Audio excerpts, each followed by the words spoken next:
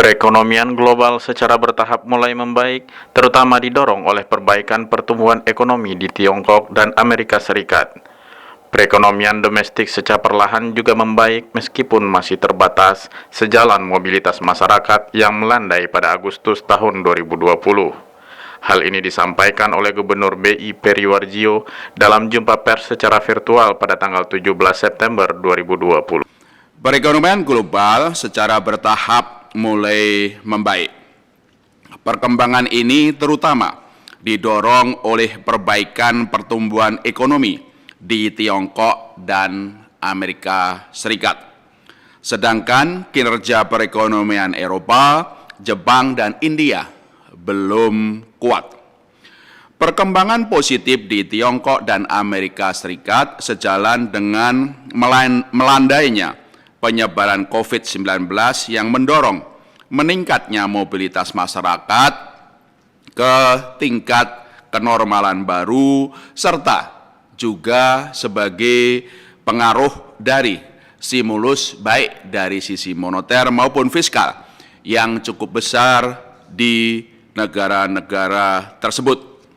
Sejumlah indikator dini pada Agustus 2020 mengindikasikan prospek positif pemulihan ekonomi global, seperti meningkatnya mobilitas, berlanjutnya ekspansi Purchasing Manufacturer Index, sektor manufaktur dan jasa di Amerika Serikat dan Tiongkok, serta naiknya beberapa indikator konsumsi.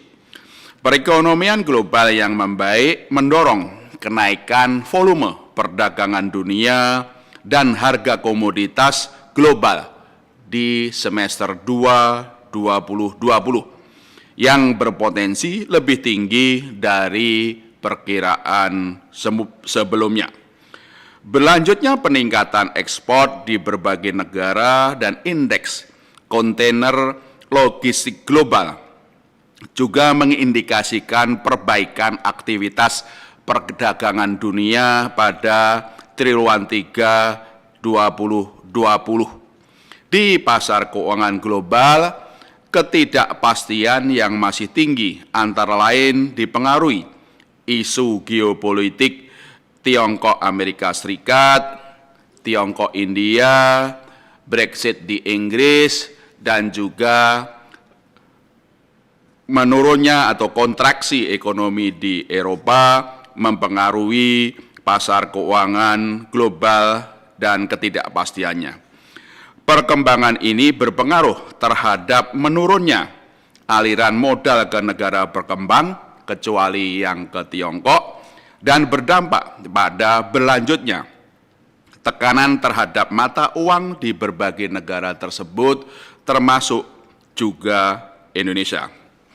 Di dalam negeri, secara perlahan sejumlah indikator juga menunjukkan perbaikan, meskipun masih terbatas, sejalan dengan mobilitas masyarakat yang melandai pada Agustus 2020.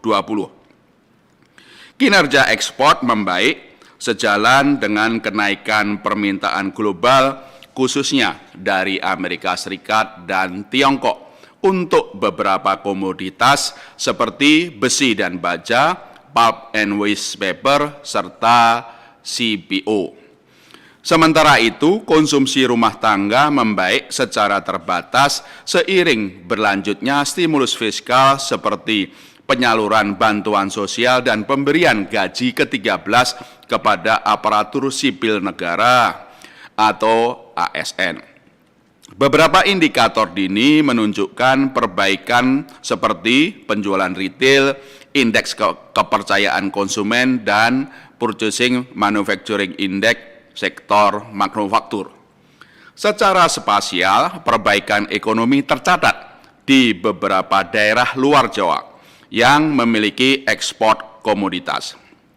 Kedepan, prospek berlanjutnya pemulihan ekonomi domestik banyak dipengaruhi perkembangan mobilitas masyarakat sejalan dengan penerapan protokol COVID-19 di sejumlah daerah, kecepatan realisasi anggaran baik pemerintah pusat maupun pemerintah daerah, kemajuan restrukturisasi dan penjaminan kredit, serta akselerasi ekonomi dan keuangan digital, khususnya untuk pemberdayaan UMKM.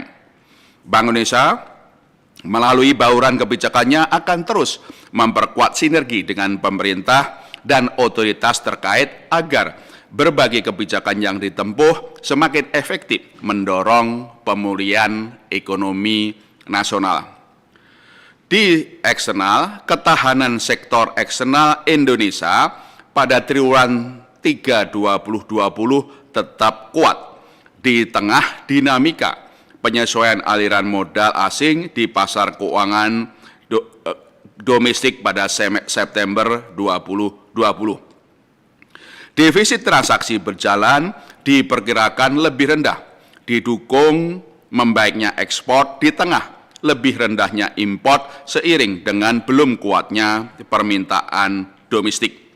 Neraca perdagangan pada bulan Agustus 2020 mencatat surplus, yaitu 2,33 miliar dolar Amerika Serikat, melanjutkan surplus pada bulan sebelumnya sebesar 3,24 miliar dolar Amerika Serikat.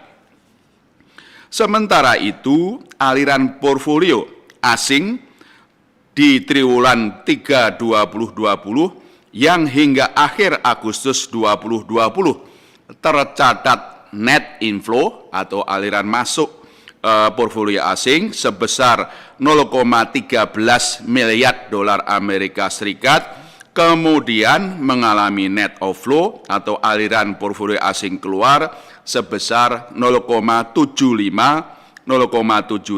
miliar dolar Amerika Serikat pada 2 minggu pertama September 2020 seiring dengan meningkatnya ketidakpastian pasar keuangan baik karena faktor global maupun faktor domestik.